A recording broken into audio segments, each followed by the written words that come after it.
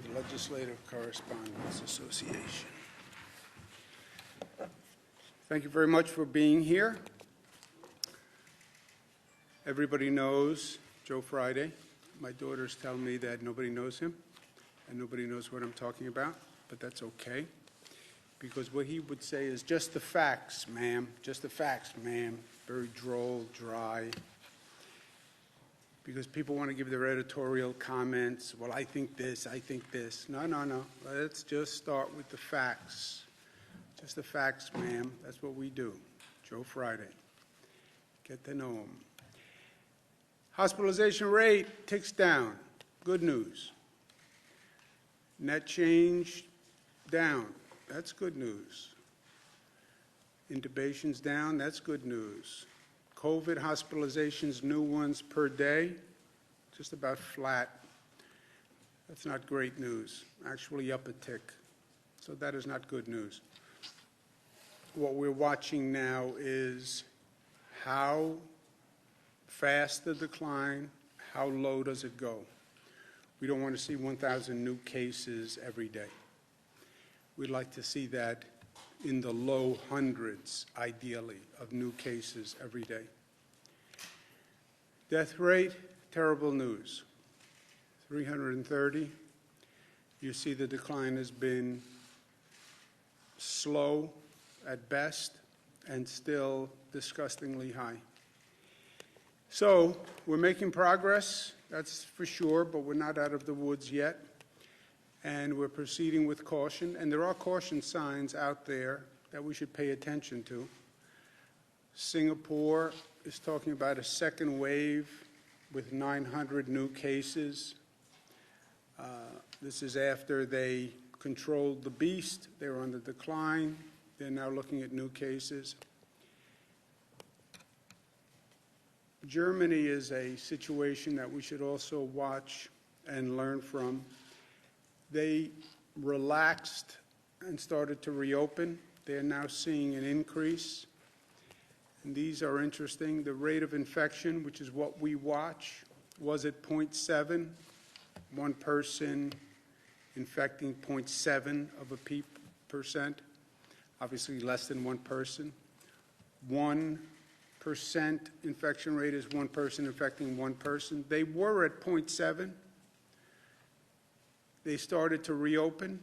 In 10 days, they went up to a 1 on the infection rate. That's troubling. Shows you how fast the infection rate can increase if you don't do it right on the reopening. So proceed with caution. Our reopening is different. We don't have a conceptual plan. We don't have an abstract plan, because there is no conceptual plan. There is no abstract plan. You have to have a plan that is based on facts, based on specifics. This is not about politics. This is not about spin. This is not about emotion. There are no conspiracy theories at work here. We outlined a 12-step plan that is factual, that is based on numbers, based on data, and then it has a numerical circuit breaker that is not subject to personal emotion or desire, but just checks and monitors that infection rate that we just saw in Germany and is watching for those increases. And if there's an increase, circuit breaker stops the reopening at that point. Some of the specifics we're looking at: you must have 30% of your hospital beds available. We can't go back to where we were, where we overwhelmed the hospital system. We have to have a 30% buffer. We have to have 30% of ICU beds. We have to have that buffer before we start bumping up against total capacity. And we have to watch the hospitalization rate and the diagnostic testing rate, how many are positive, how many are negative, which we'll take on a continuous basis. You see that number start going up, worry. But it's all based on the data and the numbers. I'm sorry. And the rate of transmission, RT, rate of transmission, not road and track, Rate of transmission has to be 1.1 or less. We just said Germany is at 0.1. If it gets to 1.1, that is textbook outbreak.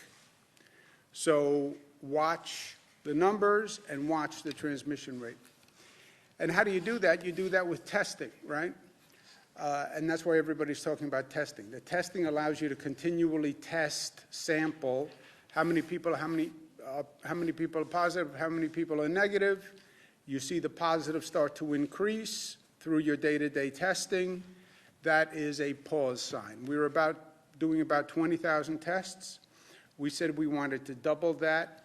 We're now on average about 30,000 tests per day, which is a dramatic increase, not where we need to be, but a dramatic increase. Where we are now, you should know, is New York State is doing more than most countries are doing. So we have been very aggressive in testing, and we have made great progress, and New Yorkers should feel good about that, but we have more to do. On elective surgeries, we had canceled all elective surgeries so we could have increased capacity in the hospitals. When you cancel elective surgeries, hospitals feel a financial pinch because that's where they make their money, is on elective surgeries. So for areas that don't have a fear of a COVID surge, we're going to allow elective surgeries to begin. That's primarily in counties upstate. Again, counties where we're still worried about a surge in the COVID beds, we're not going to open it up to elective surgery until we know we're out of the woods on the COVID virus. And this is a list of counties that are eligible now for elective surgeries. I'll do an executive order on that today. We've been worried about frontline workers because they are the heroes who are out there every day so everybody else can stay home. Somebody asked me yesterday on a radio interview, well, you know, you're out there every day. Are you taking care of yourself? I'm out there every day. Forget me. I'll tell you who's out there every day. The nurses who are in the emergency room, the doctors who are in the emergency room, the police officer who is going into homes and apartments because there's a domestic disturbance. The EMTs, the fire department, the delivery worker who goes to 50 doors a day and gets paid. Those people are out there every day. So they're the ones who are really doing the work. Compared to them, what I do is de minimis. And they're doing it not because they get paid a lot of money, not because people say thank you, God bless you. They're doing it because it's their value and their honor and their pride and their dignity, and they show up. Even when it's hard, they show up. My hat is off to them. But I want to make sure that we do what we need to do to protect them, that they have the equipment, they have the PPE, they have our respect, they have our gratitude. And I also want to make sure we're testing so we get them the results of tests so they can be taking care of themselves. I also want to see if we have a significant problem in any of those frontline workforces. So we're doing testing. We started with the New York City Fire Department and New York City Police Department. What we found so far, Fire Department, which also has the EMTs, tested 17% positive, NYPD 10% positive, number much higher in the FDNY EMTs. We believe that's because the EMT number is driving it up, but we have to do more numbers and more research to determine that. Remember, the EMTs, they are the front line. They're the ones who are there assisting the person in the closest contact in many ways. FDNY also. But we want to find out exactly what's going on. They compare to a downstate average of the general population of about 18%. And again, we'll do further research, further surveys to look at it by race and gender also. We're also going to do the same thing with the transit workers, the people who drive the buses, the subways, who clean the buses and the subways. Without those buses and subways, the essential workers couldn't get to work. Why didn't we just close down subways and buses? Because you close down the subways and the buses in New York City. Don't expect the nurses and the doctors to be able to get to the hospital. Don't expect a delivery worker to be able to deliver food when you ring on your telephone. So we need that public transportation to transport the essential workers. But those frontline workers are at risk. So we're going to do additional testing for the transport workers. I also commented yesterday, the Daily News had pictures of things that are going on in the New York City subway system, where the cars were filthy, they were disgusting, homeless people were there with all their belongings, and it was not just the Daily News picture. It reflected what has been in the press and what people have been saying, which is the deterioration of the conditions in the subways. Some crimes are up in the subways, even though ridership is down 90%. I don't even know how mathematically that is possible. The trains are filled with homeless people, and you're not doing the homeless any favor. I've worked with the homeless all my life. To let homeless people stay on the trains in the middle of a global health pandemic with no masks, no protective equipment, you're not helping the homeless. Letting them endanger their own life and endanger the lives of others is not helping anyone. So I told the MTA yesterday, in 2 days, which means tomorrow, I want a full plan. How do we disinfect every train every night? Period. Any essential worker who shows up and gets on a train should know that that train was disinfected the night before. We want them to show up. We don't want them to stay home. We owe it to them to be able to say, the train you ride, the bus you ride, has been disinfected and is clean. Also, state and local funding from Washington is essential. This is now turning into a political brawl on state and local funding. More and more, some of the elected officials in Washington are saying they're against it. They're led by Senator Mitch McConnell, who leads the Senate, who makes it blatantly political. No blue state bailout. No blue state bailout. What is he trying to say? The states that have coronavirus are Democratic states. And he's a Republican, so he doesn't want to help the Democratic states. He went so far as to say, well, he'd be in favor of the states going bankrupt. First, states have never gone bankrupt. States can't go bankrupt. There are serious constitutional questions about whether or not a state can go bankrupt, declare bankruptcy. And you need a federal law that would allow the states to declare bankruptcy, even if you got around the constitutional question on bankruptcy. So if he believed that, if it wasn't just political rhetoric and personal vitriol, then pass a law that allows states to declare bankruptcy. He would have to do that.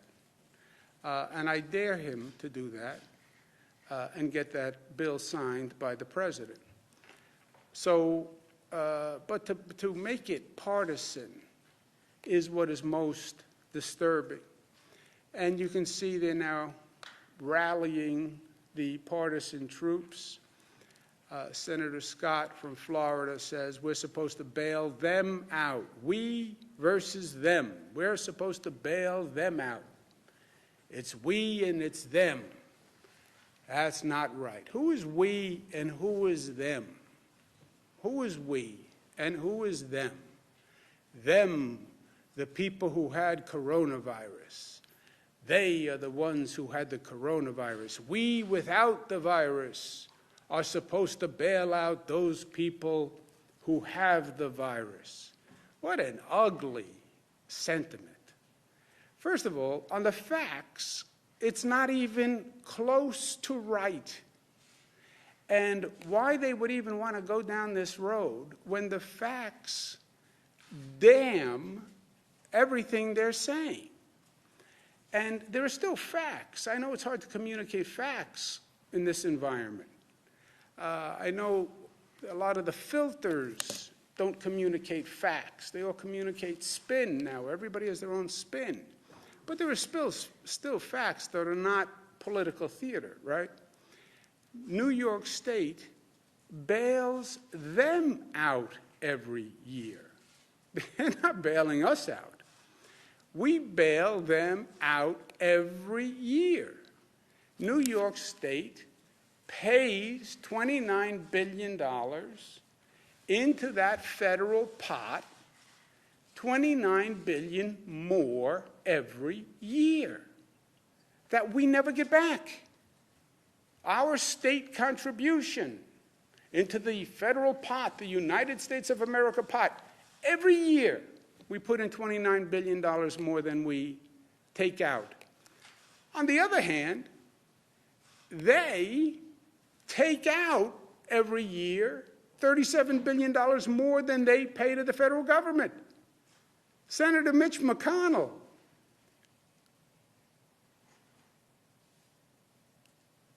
you are bailing out New York when every year you take out more from the kitty, the federal pot, $37 billion more than you put in? Who is bailing out whom? Senator Scott, Florida? You're going to bail us out? You take out $30 billion more every year than you pay in. How dare they? How dare they when those are the facts? How long are you going to play the American people and assume they're stupid? They are not. And they can add. And they know facts. And I don't care what the news media tries to do to distort these facts. They are numbers. And they are facts. And they can't be distorted. And this is every year. And look, what this is really about, it's the Washington doublespeak. You look at the bills that they want to pass and who they want to help. They want to fund the hotels, the restaurants, the airlines, the big corporations. That's who they want to fund. Well, who do state and local governments fund? State and local governments fund police, firefighters, nurses, school teachers, food banks. That's who I want to fund. And that's what it means to fund a state and local government. And that's the choice that they're making. Everybody applauds the healthcare workers. Jets fly over in tribute to the healthcare workers. That's all nice. Saying thank you is nice. How about actually rewarding them and making their life easier? How about giving them hazard pay? How about helping with their child care? How about helping families who can't feed their kids right now? How about helping the police and helping the firefighters and all the people who are out there right now killing themselves to make life easier for us? That's what this is really about. They want to fund corporate America. That's who puts money in their pockets. And I say, let's fund working Americans. That's the choice. Bail out, us, them. No, it's just theater. It's just smoke and mirrors to avoid the American people seeing the reality, which is whose pocket they want to put money in versus whose pocket state and local governments want to fund. The reason it is so disturbing to me, I'm not surprised by anything in politics. I've seen the good, the bad, and the ugly for many, many years. I was in Washington for 8 years. I know what it's like. But if there was ever a time that one could reasonably believe you could put aside partisan politics, if there was ever going to be a moment where we could say, you know what, let's stop, just for one moment, the partisanship, the ugliness, the anger, the deception. Let's just stop for one moment. If there was going to be a one moment to hit the pause button, the moment would be now. You have human suffering.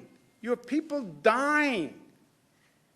You can't stop the politics, even in this moment? Even in this moment, when people are dying all across the country, you still want to play your politics? That's what this is about. And that's why it is so disturbing on a fundamental level. Politics. I'm getting up and I'm reading that death toll number. I'm speaking to the widows and the brothers and the sisters and the children of people who died. And then we're going to play politics with funding that's necessary to save people's lives? I mean, when does it stop? And the disconnect is between the political leadership and the people. Because the American people, it's not them. They are principled, they are kind, they are better than what they are getting. The American instinct is to help each other in crisis. The American instinct is to be good neighbors. The American instinct was the farmer who sent me the one mask to help a New Yorker when he only had 5 masks and a wife with 1 lung and underlying illness. And he sends 1 of his 5 masks to New York. Think about that generosity, that charity, that spirit. That's America. Why? Because we're good neighbors, because we care about one another.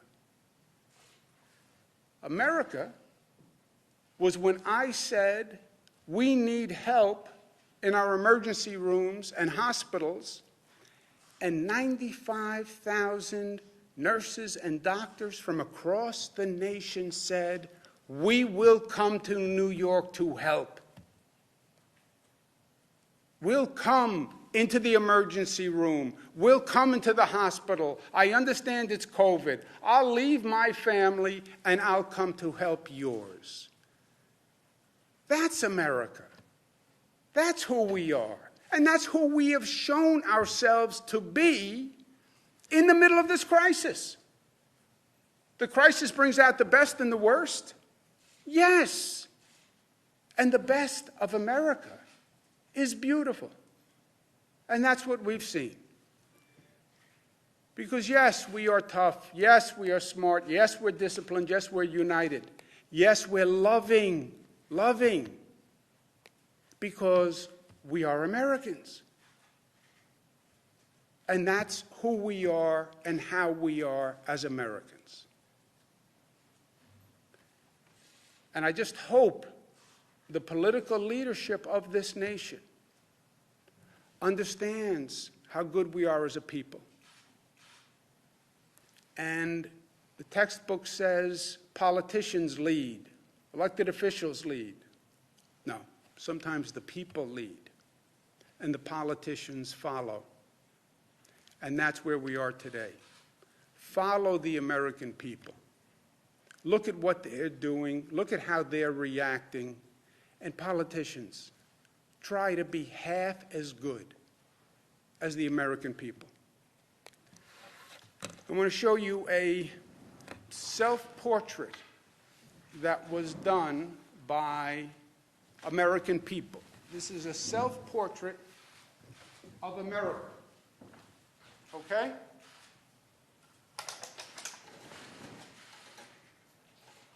That's a self-portrait of America. And you know what it spells? It spells love. That's what it spells. You have to look carefully, but that's what the American people are saying. We received thousands of masks from all across America, unsolicited, in the mail, homemade, creative, personal, with beautiful notes from all across the country, literally, just saying, thinking about you. We care, we love you, we want to help. And this is just people's way of saying we care and we want to help. This is what this country is about. And this is what Americans are about. A little bit more of this and a little bit less of the partisanship and the ugliness, and this country would be a better place. Thank you. Thank you, guys. Questions, Bernadette? Regarding the MTA and cleaning, you want it done on a 24-hour basis. How will this be done? I didn't say on a 24-hour basis, Bernadette. I said when people get into the train in the morning, they had to know that that train was disinfected the night before. So what time will this happen and will it impact service? I don't know. I told the MTA, give me a plan whereby you will clean and disinfect every train every night so that I can say to the essential workers who are killing themselves for our state, we are keeping the subways open for you, and when you get on the subway in the morning or in the afternoon, know that that car was disinfected the night before. How realistic is this, and is there money for that? It's realistic. It's an essential. How realistic is it? What is the alternative? Essential workers go to work. By the way, you may get infected with the coronavirus on the train on the way to work. That's not realistic. I'm not going to do that. How come this hasn't been done prior? I mean, We have been starting. It is a tremendous undertaking that has never been done before. And you're going to have to get homeless people into shelters where they can get housing and the services they need. So that's a second operation. And the MTA has been going back and forth with the NYPD about this for weeks and weeks and weeks. The MTA hired private security guards to help. But all a private security guard can do is call 311, which is the city hotline, which then has them call the NYPD, who are there in the first place. So the MTA's story is they're at their wits' end. But what I said is, look, I don't care. I don't care who's to blame. I don't want to point fingers. I don't care. I'm at a place where I'm dealing with people losing their lives every day, okay? I just want to get it done, and I will get it done. Just tell me what I need to do to get it done. Let's start telling the truth. Let's stop with this filters and everyone covering their own rear end and people skewing facts to cover their own rear end. And let's start telling the truth, the blunt truth. And if it makes some people unhappy, that's the way it's going to be. But it has to stop. The trains have to be clean. The homeless need the services that they need. And we have to be able to do it as a society. We have to. Tell me what it takes to clean the trains and disinfect the trains so I know that I can say to the essential workers, it's safe to go on those trains. You don't think it should be on a 24-hour basis? Because right now they do a 72-hour cleaning and then other high-touch areas. I'm not going to do a cleaning schedule. I don't do that. I told them, give me a plan as to how to make sure every train is cleaned so that when the train comes in the morning, it is cleaned. It's their job to figure out the schedule and how they do it. But however it has to be done, I will do whatever I have to do to make that happen. You can't be in a position where you say, we're going to send a plain tribute to the nurses and we're going to applaud the nurses at Elmhurst Hospital.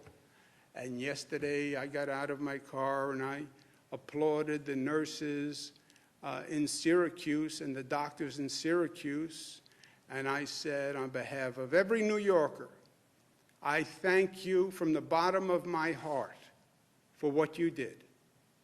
on behalf of every New Yorker. I believe that. But then at the same time, if that's what you believe, well then help them. And you know that they're getting on the subways to go to work, make sure the subways are clean. Can you tell homeless people, what should be done with homeless people? 'Cause Homeless right now- people should be in shelter. Look, I've been working on the homeless issue. Bernadette, I've been working on the homeless issue since I was 20-something years old. I did the first plan for Mayor David Dinkins on how to help the homeless in New York City.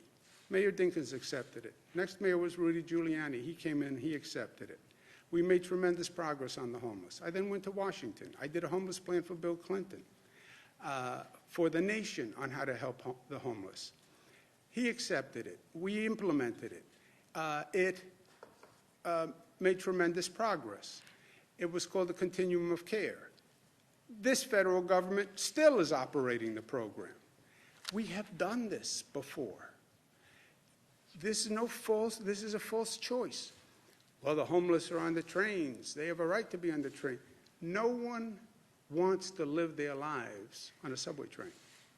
And we have a higher obligation as a society than to say, okay, you can sleep in a subway car.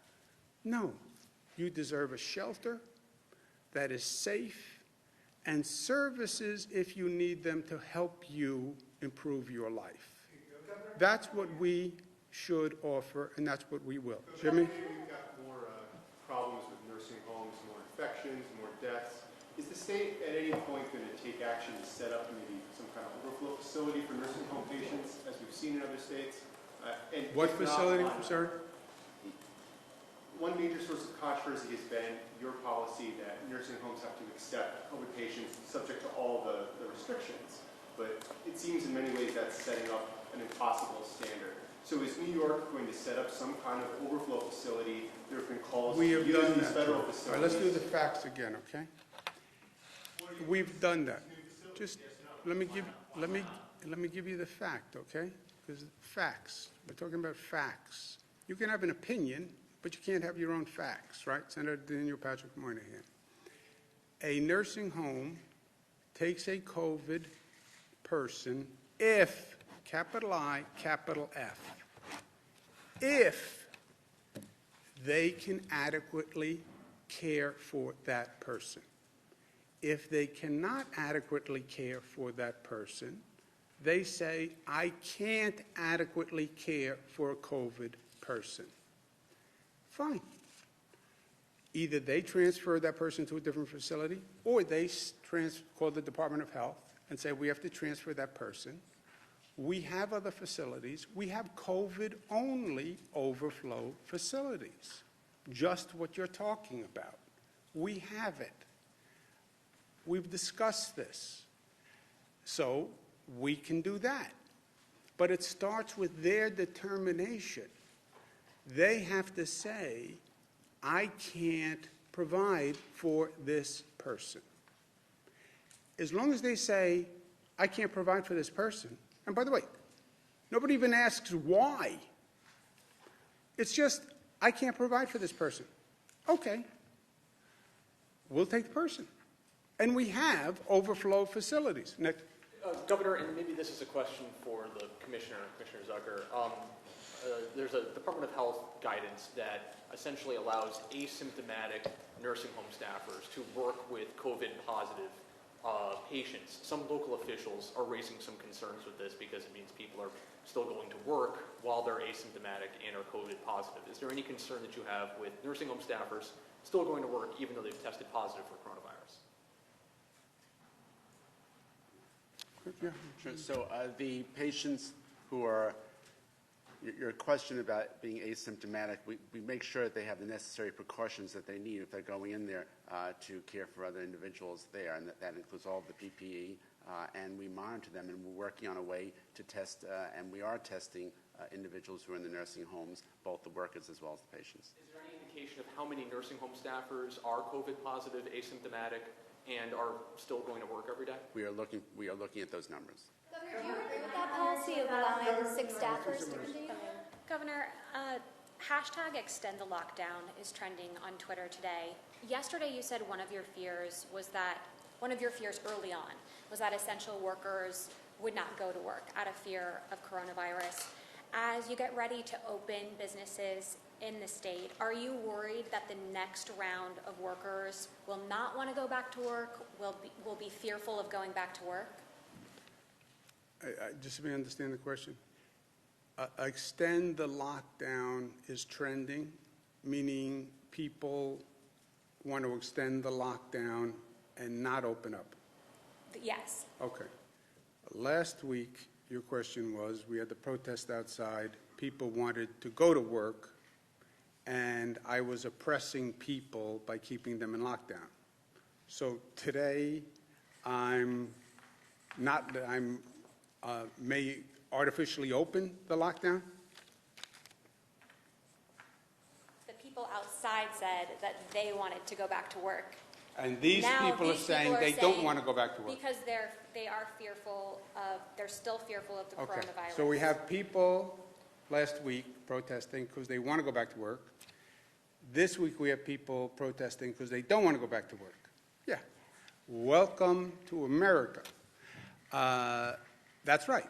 You have some people who say they want to go back to work, liberate democracy. You have other people who say, I don't want to go back to work, I want to live. Yes. What I'm saying is, I hear both voices. I hear the politics. I feel the tension. I get the tension. Let's decide on the facts. Because this is emotion on both sides, right? And I get the emotion because this is an emotional time. Everybody's under stress. Everybody's anxious. Mental health issues are way up. Domestic violence is way up. Alcoholism is way up. Substance abuse is way up. People are anxious. These decisions we have to make without emotion, and we have to make them on the facts. And I'm not going to be swayed this week by this one, and now the next week by the other one.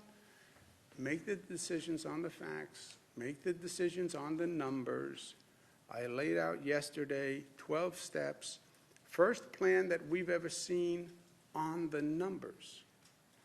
You can reopen if you don't increase hospitalizations and you don't increase the infection rate because you can't overwhelm the hospital. What does that mean? Here are the numbers. Here are the numbers.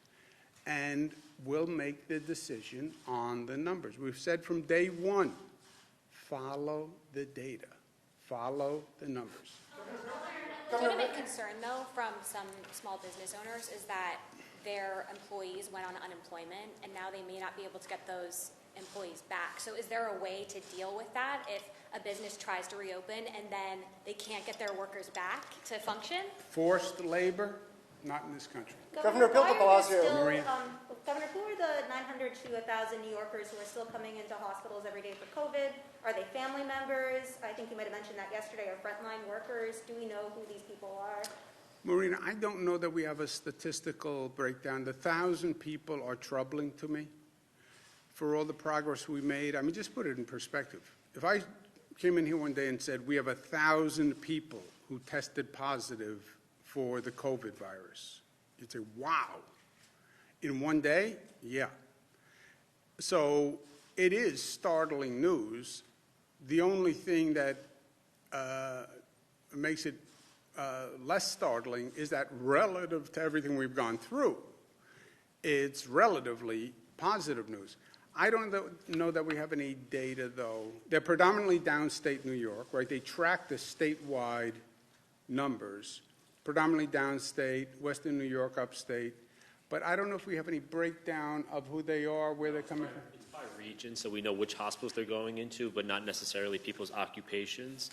The governor announced a couple of weeks ago a study with the University of Albany and the Department of Health on diagnostic testing to collect a lot more demographic data, so we know who's getting tested, who's positive. That doesn't necessarily result in hospitalization rates, but it will give us a better sense of who's testing positive in the state. That's not ready yet. They've just begun that study.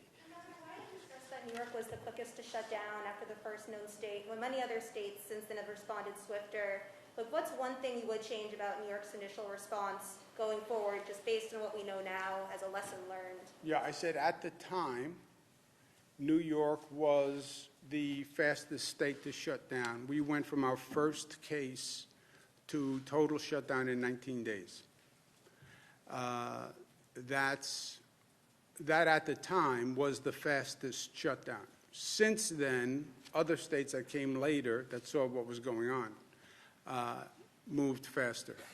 Governor, if I read your charts correctly, it appears that Saratoga Hospital can resume elective procedures, but Glens Falls Hospital cannot. Why is that? And as long as we're talking about Saratoga, how do you feel about the racetrack opening up this summer if they can guarantee that their employees and their staff are safe?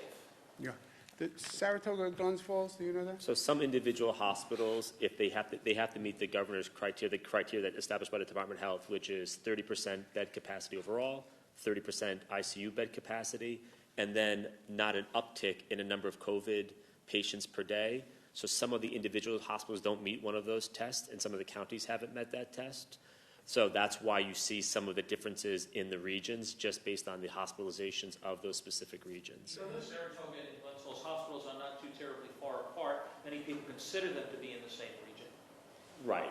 The issue is, though, they have the bed capacity they have. If there are emerging issues where they think they do have the capacity, the Department of Health has established an exemption policy, but they want to review that to make sure that there is actual capacity at those hospitals, because you don't want to be overwhelmed. So what they're seeing in that data are increases in hospitalizations potentially, so we want to make sure that those beds are available as potential infections increase. Yeah. This runs into our new concept of attractive nuisance, although the lawyers would say this is an improper use of the term, which it is, but we'll just bother the lawyers a little bit. You can't open an attraction that could bring people from across the state to that attraction and overwhelm a region. State Fair in Syracuse, Saratoga Racetrack. I don't think we have time, first of all. But today, I don't think you can open those unless we do it statewide, because there is such a pent-up demand to get out of the house and do something. You open the Saratoga Racetrack, I guarantee you have the highest attendance in the history of the Saratoga Racetrack. You will have people from the entire Northeast region driving to the Saratoga Racetrack just because they want to get out of the house and they want to get. Now, you could say, well, that's great for the Saratoga Racetrack, but density is not our friend, right? Even when you talk about opening a venue, you look at some of the pictures of some of the states that are opening venues, 2 seats apart, 6 feet apart. You know, how do you do 6 feet apart at the racetrack? How do you do 6 feet apart at the state fair? How do you do 6 feet apart at the racetrack or the state fair when you have double the attendance you've ever had and people are all crammed in there, you know? So I think it would have to be a statewide opening, coordinate with Connecticut, coordinate with Jersey. Otherwise, you will have a much, much more dense situation if you wind up being the only attraction in town, and town is a tri-state region. Let me just make sure I put an exclamation point in a point that I was trying to make earlier. This political patina, this politicalization of what we're going through in this country is extraordinarily dangerous. We are dealing with probably the most dramatic situation we've dealt with in modern political history. We're dealing with a situation that we don't really understand and we don't know how to deal with. This is all uncharted water. I've talked to every expert on the globe. Nobody has been here before. It's going to take us at our best to navigate this to save lives, at our best. At our best, we have to be working together. We have to be logical. We have to be cooperative. We have to be sane. We have to work with people who sometimes we don't like. We have to work across the aisle. We have to be at our best. when you start to politicize this situation, and you start to say red and blue, and this team and that team, you may as well take a wedge and hammer it right into the middle of this country. And if you do that during this time, and this becomes a political football, or closing and opening becomes a political football, or funding becomes a political football, or this becomes a finger-pointing blame game, and you divide this country, the worst could lie ahead. We think we're coming out of it, but that's only if we do what we have to do. And what you hear coming out of Washington, and I was there for 8 years, I've heard this music before. This is the music of a campaign season. This is a music of a rally and balloons, and it's us versus them, and we're good and they're bad, and that is poison right now as to where we are. Thank you, guys.